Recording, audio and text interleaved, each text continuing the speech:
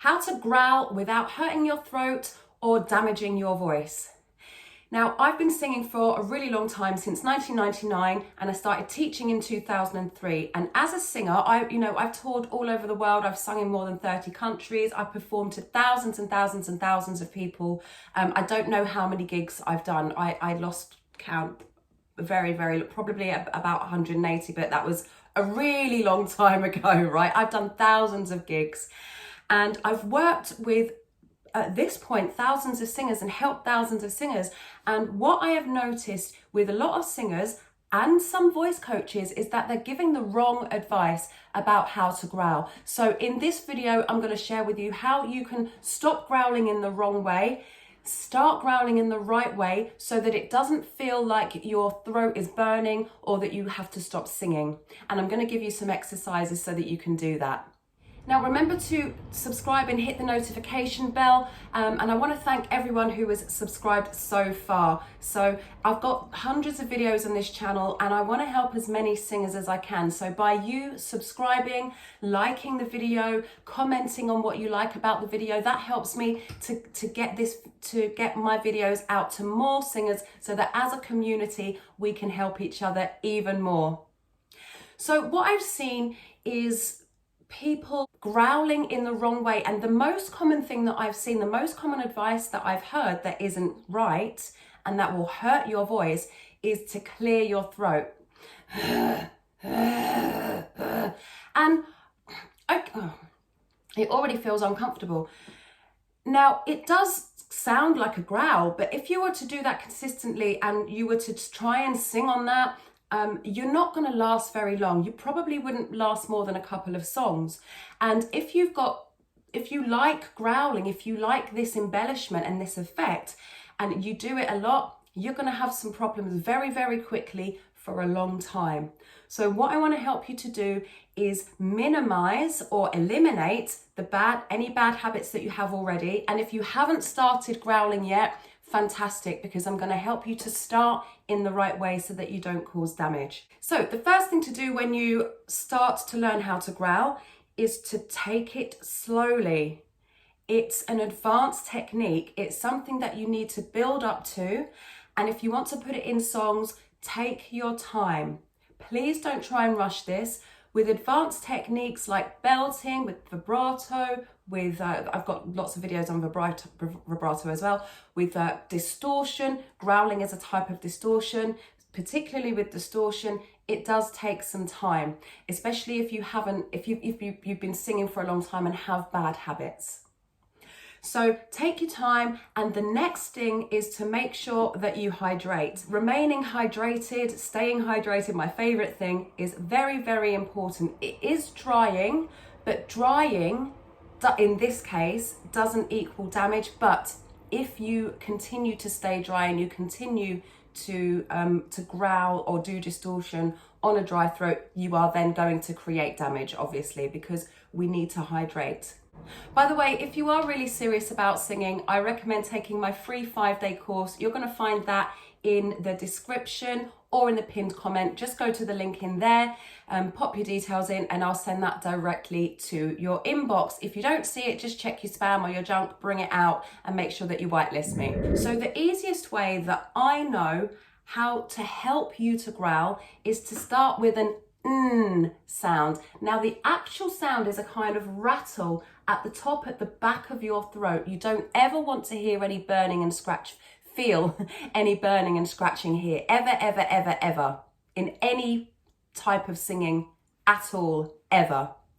So it's, as I say, it's a kind of rattle in your soft palate at the top, at the back of your mouth. So that bit with your uvula that hangs down, your uvula is attached to your soft palate. That's what kind of rattles. That's what I feel, not in an uncomfortable way. I just feel it happening, and that creates the sound. But if you start with the N for naughty, start there, and then you can add the rattle. It will take time. You might only be able to do it for a millisecond at first. You might be able to do it for a bit longer. But let's just try. It's a kind of Kermit the Frog. So you kind of and make a kind of Kermit the Frog sound.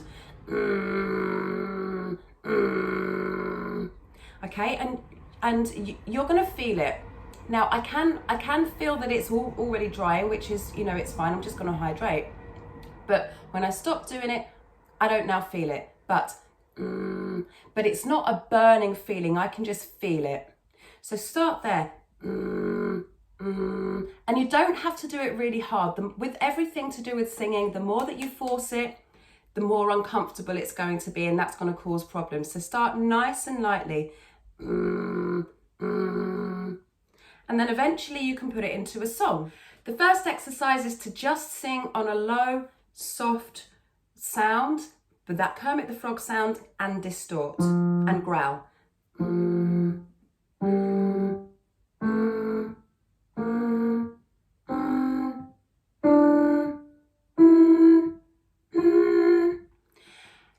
Be careful not to increase the volume as you go up in pitch. As I say in almost all of my videos, you don't need to increase the volume to increase the pitch. If you're doing that, it means you lack control. So you get the control and then you can add the volume. So for those of us with slightly higher voices, I'm just going to hydrate.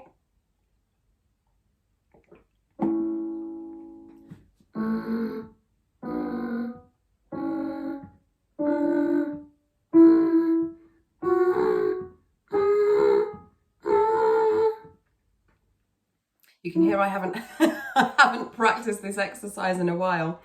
Okay, and if you have a slightly higher voice,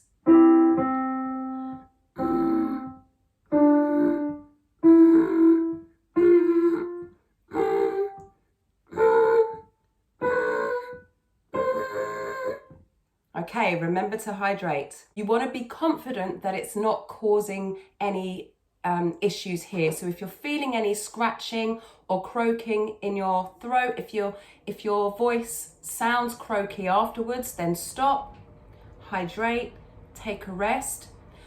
You want to make some clean sounds. So clean sounds are sounds without distortion.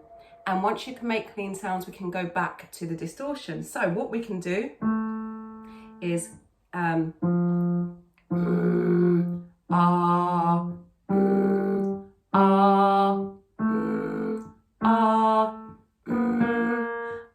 nearly.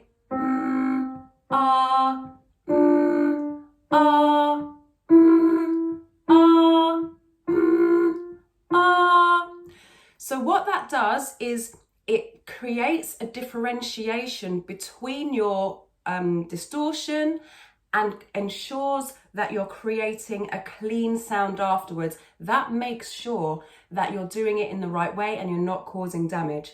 So moving up for those of us with slightly higher voices.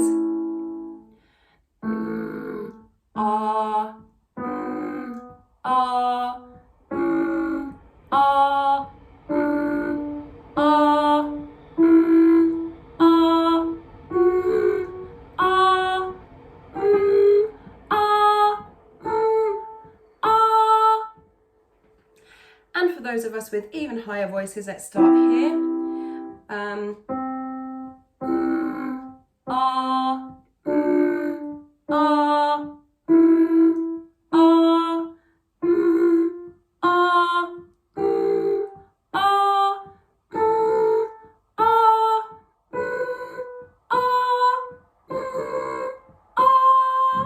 Once you feel like you've got the hang of that, you're nice and clean in between, you've got a nice rolling growl, you're not feeling any scratches, and your voice is nice and clear, then you can move on to the next exercise.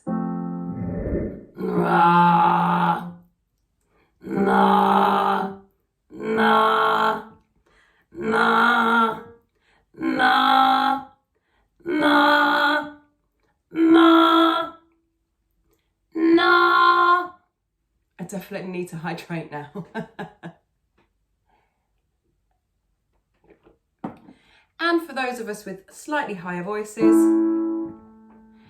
na, na, na, na, na, na, na, na.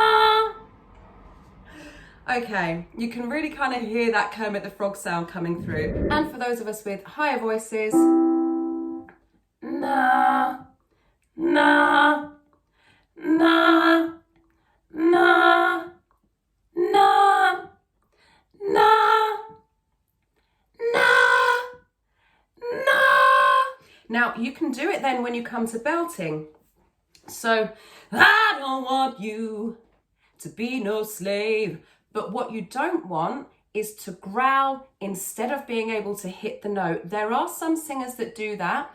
And there is a school of thought now, in, you know, most recently, that because distortion, when you do it properly, can be a way of protecting your voice, that's the reason that a lot of singers, when they haven't been able to hit those high notes, but if you use growl instead of hitting those notes, you're probably never going to be able to hit those notes. So I trust that this has helped you. I'd love to hear in the comments what you found most helpful, how it's working for you.